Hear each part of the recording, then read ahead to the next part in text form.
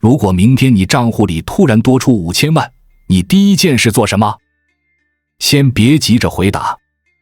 我知道你想说什么。买房、买跑车、炒老板鱿鱼、带家人环游世界，对吧？你们觉得只要有了这笔钱，下半辈子就自由了，以前看不起你的人，现在都得来巴结你。但我今天要给你们泼一盆冷水。对于绝大多数普通人来说，中大奖根本不是什么福气，而是一场精心包装的灾难。它不会让你翻身，只会让你翻船。我不跟你们讲虚的，我们看数据。不管是美国、欧洲还是亚洲，只要是有彩票的地方，就有一个铁一样的定律：70%到80%的中了大奖的人，在3到5年之内会彻底破产。听清楚了，是彻底破产。这意味着5年后，他们不仅会花光那几千万，往往还会背上一屁股债，日子过得比中奖之前还要惨。甚至很多人因为承受不了这种巨大的落差，精神彻底崩溃，家庭分崩离析。为什么？为什么老天爷给了你一把通往天堂的梯子，你却顺着它滑到了地狱？原因很简单，只有一句话：你驾驭财富的能力配不上你拥有的财富。当巨额的资金突然砸向一个认知水平还停留在打工阶段的人头上时，就像把一台法拉利的赛车引擎强行装在了一辆生锈的3轮车上。只要你敢踩油门，结果只有一个：车毁人散。今天我就把这个残酷的真相给你们拆解开。这一期视频我不讲大道理，我就讲这背后的底层逻辑。这是一张专门捕杀暴发户的网，听懂了这一期，即便你这辈子不中奖，你也能避开无数个让你返贫的坑。首先，我们要解决第一个问题：为什么钱一到手你就变了？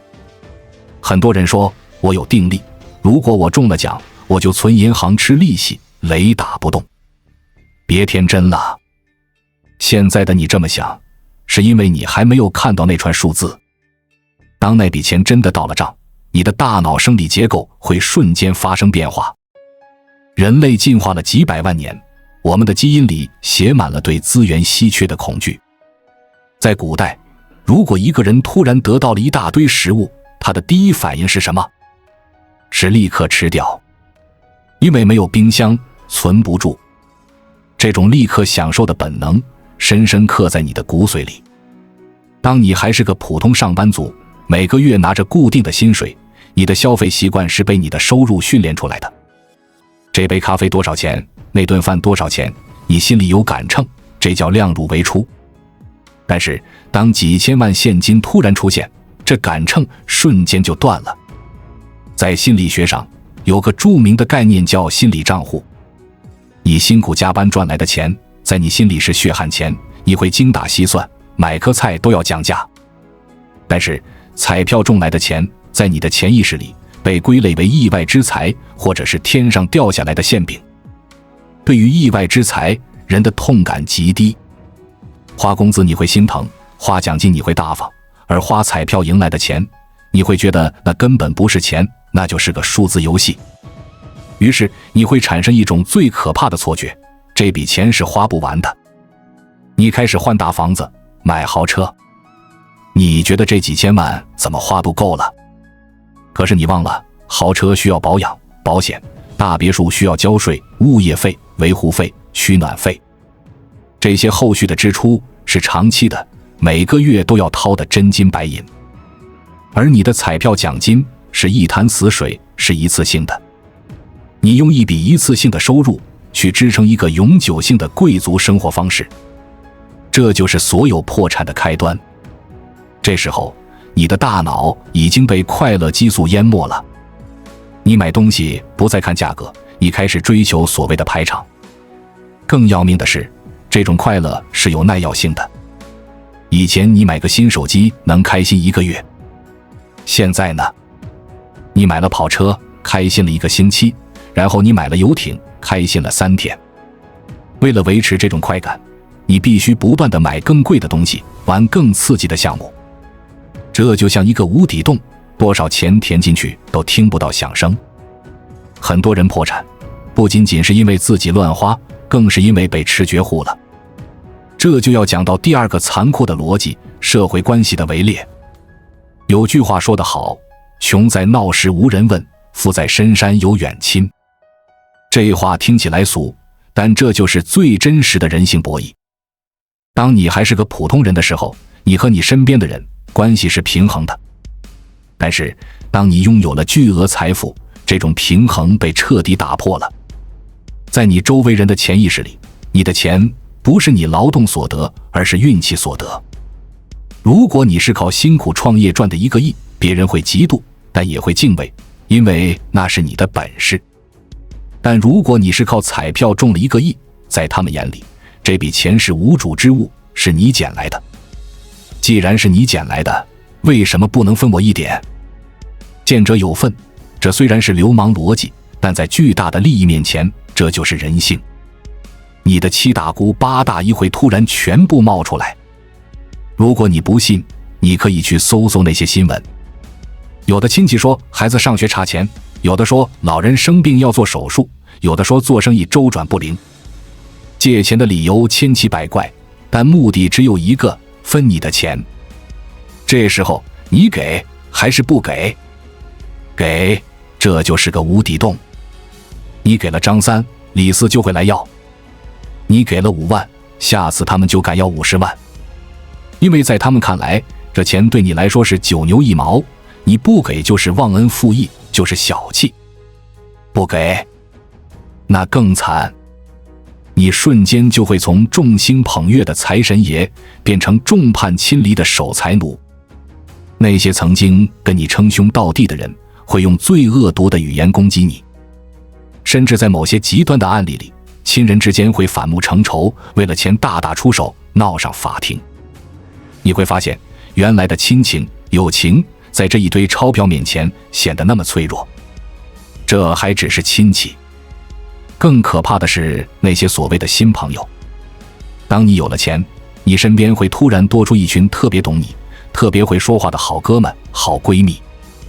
他们带你去高档场所，带你见世面，捧着你，惯着你，让你飘飘欲仙。然后在你最开心的时候，他们会不经意地给你透露一个内部消息，一个稳赚不赔的项目。哥，这项目我只告诉你一个人，收益率20%，保本保息。你这个时候已经被捧得找不着北了，再加上你手里握着大把现金，正愁没地方放。你大笔一挥，投了。刚开始，他们可能真的会给你返利，让你尝到甜头。然后你会追加投资，直到把你手里的钱掏空。等到那一天人去楼空，你才发现这就是传说中的杀猪盘。而在这些骗子眼里，你就是一个手无寸铁、怀揣巨款的3岁小孩。不骗你，骗谁？这不仅仅是道德的问题，这是财富流动的必然规律。财富永远会从认知低的人手里流向认知高的人手里，或者是流向心更黑的人手里。彩票中奖就是人为的把巨额财富塞给了认知低的人，这本身就是违背经济规律的。所以市场会用最无情的方式把这笔钱收割回去。在这个环节里，你不仅失去了钱，你还会失去对人性的信任。你会变得多疑、焦虑、孤独。你会发现，原来这个世界上没有纯粹的情感，只有赤裸裸的利益算计。这种心理上的折磨比没钱更痛苦。刚才我们要防的是外人，是骗子，是贪婪的亲戚。那好，有人说我不信任何人，我谁也不见，我躲起来，我自己做生意，这总行了吧？我要告诉你的是，这比被骗还惨。被骗顶多是损失一部分，自己瞎折腾做生意能让你负债累累。大多数一夜暴富的人都有一个致命的心理误区，急于证明自己。你以前是个普通打工的，可能还经常被老板骂。现在你有钱了，你最想做的是什么？你想证明我不比别人差，你想证明我以前只是没本钱，现在我有本钱了，我能成大事。于是你开始创业。你环顾四周，觉得开个餐厅不错，或者开个咖啡馆很有情调，再或者去搞个什么实体店。你觉得这事儿简单，有钱租个好铺面，装修搞豪华点，请几个员工，钱就会滚滚而来。这就是典型的穷人思维在作祟。你以为做生意就是钱生钱？错啊！做生意是认知生钱。你懂不懂供应链管理？懂不懂成本控制？懂不懂人员管理？懂不懂市场营销？懂不懂税务法务？如果你不懂，那你手里的钱就不是资本，而是你交的学费。在我们进一步探索之前，我们有一个激动人心的消息要告诉大家，我们已经开通会员功能了。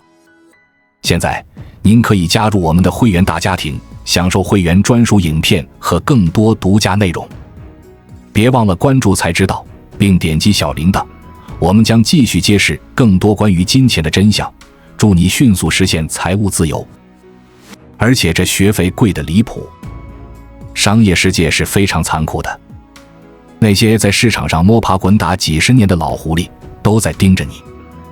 你一个拿着巨款闯进来的小白，就像一只挂满肥肉的绵羊跳进了狼群里。你会发现，装修队会坑你，供应商会坑你，甚至你的员工都在想方设法糊弄你。因为你有钱，你不在乎细节，你不懂行。最后的结果通常是，你投进去几百万，每天累死累活，结果每个月还要倒贴钱发工资、交房租。这叫自杀式创业。我看过太多这样的例子，中了大奖不想坐吃山空，非要投资。结果呢？买了一堆没人租的商铺，投了一堆不赚钱的项目。3年之后，不仅奖金亏光了，还因为签了各种担保合同，欠了银行一屁股债。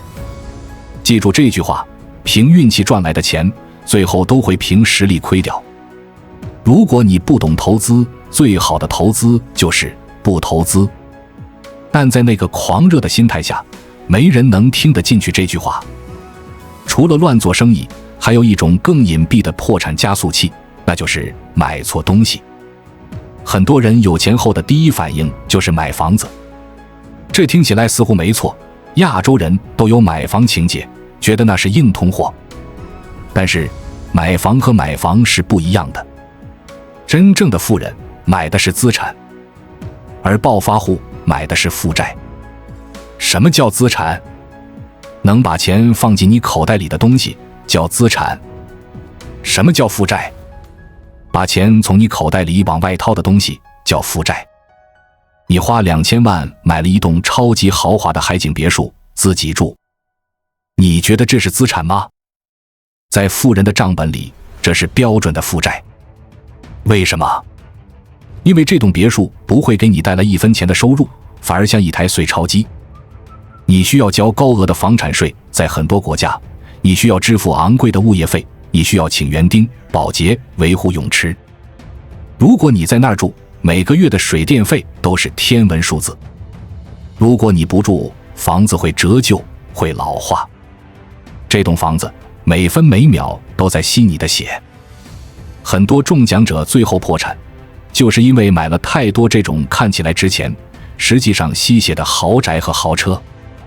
等到他们把手里的现金花光了，他们会发现自己根本养不起这些房子。那卖了不就行了吗？你以为几千万的豪宅像卖白菜一样容易吗？这种顶级豪宅流动性极差，当你急需用钱的时候，你可能挂牌2-3年都卖不出去，或者只能打骨折贱卖。这时候你手里拥有的是一堆无法变现的砖头，而你的银行账户里已经没有钱来支付下个月的账单了。这就是所谓的资产负债表衰退。你的身价看起来很高，但你的现金流已经断了。现金流一断，人就慌了。人一慌就会做傻事，比如去借高利贷来维持体面，或者去赌博想翻本。一旦沾上这2样，神仙也救不了你。好，那有人又要抬杠了，那我什么都不买，我把钱存银行，租个普通房子住，这总行了吧？理论上这是最稳妥的，但在现实中极少有人能做到。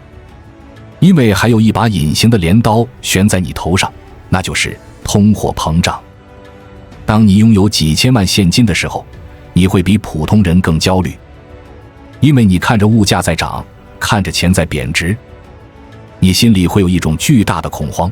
如果我不让钱增值，我的财富就在缩水。这种恐慌会逼着你去寻找高回报的理财产品，而在这个世界上，高回报永远伴随着高风险。银行现在的利息低得可怜，你想跑赢通胀，你就得去买股票、买基金、买比特币，或者去买那些承诺给你10%、20%年化收益的理财产品。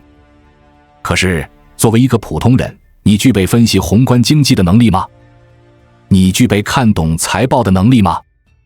你具备在高压下止损的心理素质吗？如果没有，那你就是韭菜。金融市场是全世界最聪明的大脑在博弈的地方。你拿着彩票钱进去，以为自己是巴菲特，其实你就是那个流动性提供者。你会追涨杀跌，你会听信小道消息，你会因为一次暴跌吓得割肉离场，最后兜兜转转一圈，你会发现还不如把钱埋在后院里。所以你看，这几乎是一个死局，花掉了是挥霍，乱投资是亏损，乱买房是负债，存银行是贬值，去理财是韭菜。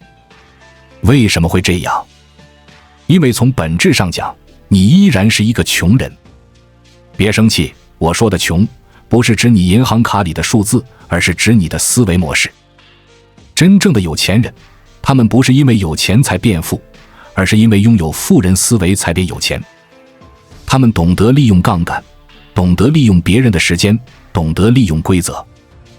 而你只是一个手里拿着巨款的打工仔。你的操作系统还是 Windows 95，但你突然装了一个2026年的超级软件，结果必然是系统崩溃，蓝屏死机。财富是有性格的，他喜欢留在那些能驾驭他的人身边。如果你驾驭不了他，他就会通过各种方式，哪怕是毁灭你，也要离开你。这也解释了为什么很多富二代接班后也会败光家产，因为创富的能力和首富的能力完全是两码事。而中彩票的人既没有创富的能力，更没有首富的能力，却直接跳过了积累的过程，拿到了结果。这就是德不配位，必有灾殃。但这还不是最绝望的。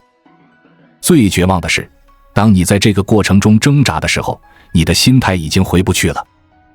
很多人会想，大不了钱花光了，我再回去打工呗，日子照样过。我告诉你，不可能了，回不去了。经济学里有一个著名的理论叫棘轮效应，意思是说，人的消费习惯就像一个棘轮，只能往上转，不能往下转。由俭入奢易，由奢入俭难。这不仅仅是一句谚语，这是生理学上的痛苦。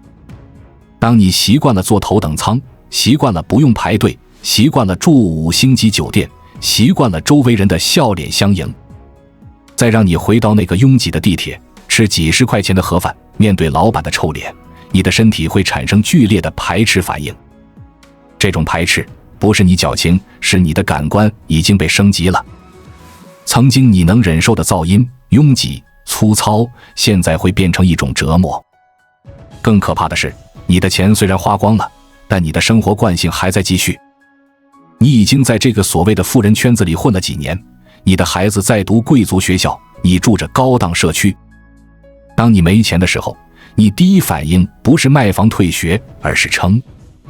你要面子，你不敢让别人知道你没钱了。于是你会开始透支信用卡、借网贷，甚至把房子抵押出去，就是为了维持那个早已破碎的体面。这是一个恐怖的恶性循环。在这个阶段，你会比以前穷的时候更痛苦10000倍。以前的穷是充满希望的，你觉得只要努力就能变好。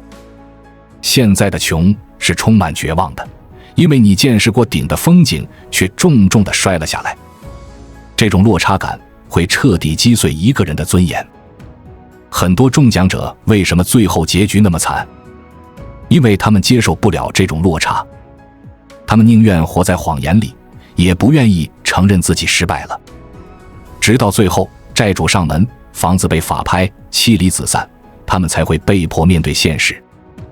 而在那一刻，他们往往已经失去了从头再来的勇气和能力。说到这，可能你会觉得我很悲观，但接下来我要说一个非常反直觉，甚至有点扎心的观点。对于这些驾驭不了财富的人来说，返贫其实是老天爷放了你一条生路。听起来很荒谬，你仔细想想，当你有钱的时候，你是所有人的猎物，亲戚算计你，朋友欺骗你，骗子盯着你，连你的枕边人可能都在想怎么多分点家产。你每天活在猜忌和焦虑中，你的精神时刻紧绷着，你失去了真心，失去了信任，失去了安全感。但是当你把钱败光的那一刻，奇迹发生了，那些围在你身边的苍蝇瞬间散了，那些借钱的亲戚躲得远远的，那些给你推销理财产品的经理拉黑了你的电话，世界突然安静了。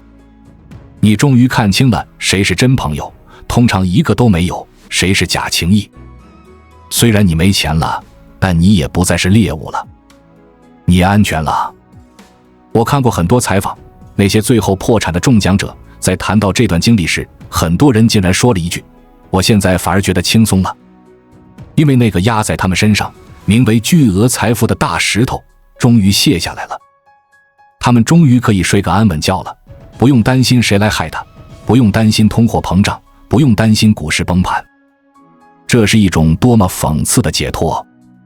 这一刻很贵，贵到赔上了半辈子的运气，但它告诉了我们一个最朴素的真理：幸福感从来不和金钱的数量成正比，而是和你的掌控感成正比。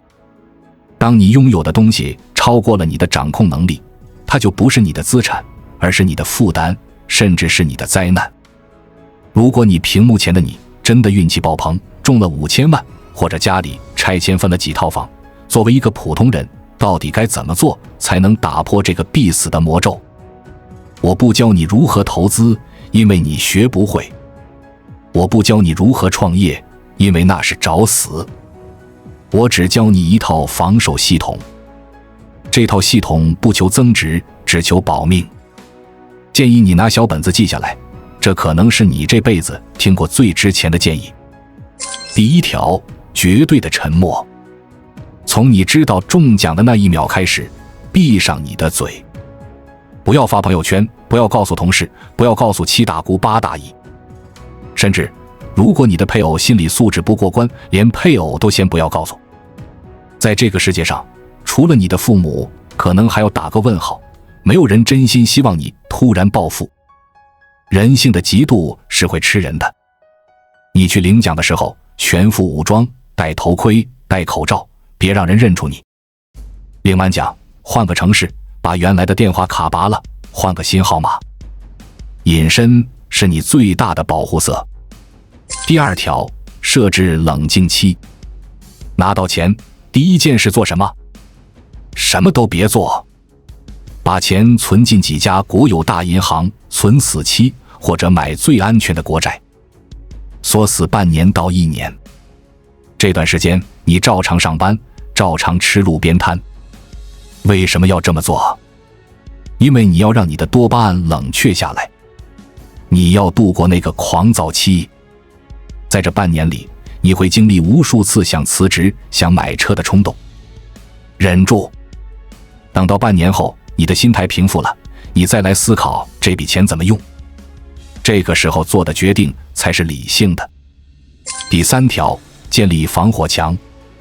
千万不要把所有钱都放在一个篮子里，更不要放在你能随时取出来的卡里。去找一个专业的、按小时收费的律师和税务师，不要找那种拿提成的理财顾问。设立一个家族信托或者购买长期的年金保险。这是什么意思？就是把这一大笔钱变成每个月给你发工资。比如你把3000万锁进信托里，设定好条款，不管发生什么事，哪怕你离婚、欠债、坐牢，这笔钱都取不出来。但是他每个月会雷打不动地给你打5万块钱生活费，这就是你的保底。有了这个设置，哪怕你在外面创业失败了，哪怕你被人骗了，哪怕你把手头的现金挥霍光了，下个月你依然有5万块进账，你依然能过体面的生活，你的孩子依然有学费。这就叫把一次性的运气变成了一辈子的现金流。第4条，雇佣坏人。你肯定挡不住亲戚朋友借钱，对吧？你需要一个挡箭牌。当有人来借钱时，你不要直接拒绝，你要说：哎呀，我的钱都在信托里，或者都在基金里，由我的律师管理。每一笔支出都需要律师签字，我也没办法。把锅甩给律师，甩给制度，让人去和你的律师谈。相信我，绝大多数借钱的人一听到要签正规的法律合同，要抵押，要走程序，他们自己就吓跑了。你要花钱请人来充当那个冷面无情的角色，保护你的善良不被利用。讲到这里，我想跟你们聊点更深的东西。很多人毕生的梦想就是发财，觉得只要有了钱，所有的烦恼都会烟消云散，自己就会变成一个慷慨、优雅、快乐的人。我必须告诉你，这是世界上最大的谎言。钱从来不改变人性，钱只是人性的放大镜。如果你是一个焦虑的人，没钱的时候你焦虑房租，有钱了你会焦虑资产贬值，焦虑有人害你。你的焦虑不会消失，只会换个更昂贵的马甲。如果你是一个内心空虚的人，没钱的时候你靠刷短视频填补空虚，有钱了你靠赌博、挥霍来填补空虚。空虚的本质没有变，只是填补的成本变高了。如果你是一个坏人，没钱的时候你可能只是偷点东西，有钱了你会利用资本去作恶，去伤害更多的人。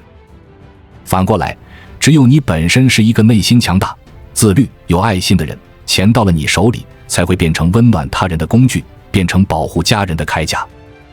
所以不要指望钱来拯救你糟糕的生活。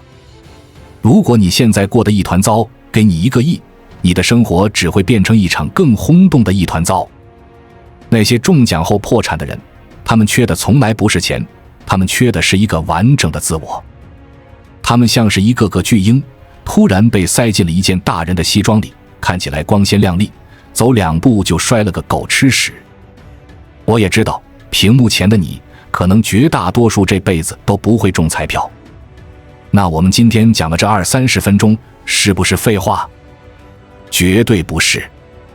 因为中彩票只是一个极端的案例，它揭示了一个适用于我们每个人的普世逻辑：财富是对认知的变现，而破产是对认知的惩罚。我们在这个时代太渴望快了，渴望一夜暴富，渴望3天精通，渴望1个月练出腹肌。但通过中奖这种方式快出来的结果是不扎实的。为什么那些白手起家的富豪，即便破产了，也能像史玉柱、罗永浩那样很快东山再起？因为他们在慢慢变富的过程中，已经磨练出了一套完整的生存技能。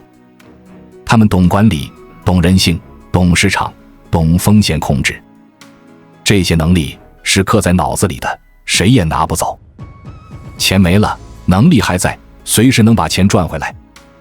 而靠运气中奖的人，他们跳过了这个磨练的过程，他们直接拿到了结果。这就像你不让一个孩子去上学，不去经历考试的折磨，直接给他发一张博士学位证书，你觉得他能干博士的工作吗？他只会成为笑话。所以不要去羡慕那些一夜暴富的人，真的不需要羡慕。如果他的认知配不上这笔钱，这笔钱对他来说就是催命符。他在享受短暂的快感后，需要用余生的痛苦来买单。而你虽然现在走得慢，虽然现在赚得少，但你赚的每一分钱都是你能力的证明。你在和老板博弈，在和客户周旋，在打磨技术的过程中，你的容器在一点点变大。只有当你的容器足够大，大到能装得下巨额财富的时候，财富自然会流向你。这也叫厚德载物。这4个字被挂在很多办公室里，但真正看懂的人没几个。德不是道德，而是你的承载力。最后，我想把这几句话送给正在奋斗的每一个普通人。第一，别再去买彩票了，那是智商税。把那个钱省下来，去买几本好书，去报个课，去学个技能。投资自己的大脑，是这个世界上唯一稳赚不赔的生意。第二，建立正确的金钱观，把钱当朋友，不要当主人。不要为了钱出卖尊严，也不要有了钱就践踏别人的尊严。学会驾驭欲望，而不是被欲望驾驭。第三，如果你真的有一天运气来了，赚到了一笔大钱，不管是拆迁、奖金还是牛市，请你哪怕花1分钟想起我今天这个视频，哪怕你只记住一句话：存死期，闭上嘴，别折腾。这一句话就能救你的命。这个世界很公平，它给了一部分人运气，但也给了他们陷阱；它给了另一部分人磨难，但也给了他们成长的阶梯。你是想做那个从云端跌落的幸运儿，还是想做那个一步一个脚印爬上山顶的攀登者？选择权在你手里。如果今天的视频像一根针刺痛了你的神经，或者像一盏灯照亮了你的盲区，请你不要吝啬你的手指，给我一个点赞。更重要的是，把它转发给你身边那些整天做着发财梦的朋友。或许你的一次转发能挽救一个未来可能崩溃的家庭。我想看到你们在评论区告诉我，如果给你1000万，你现在最想做的一件事是什么？我看谁的答案能真正通过今天的认知测试。关注我，我识财之道，带你解锁更多金钱的真相。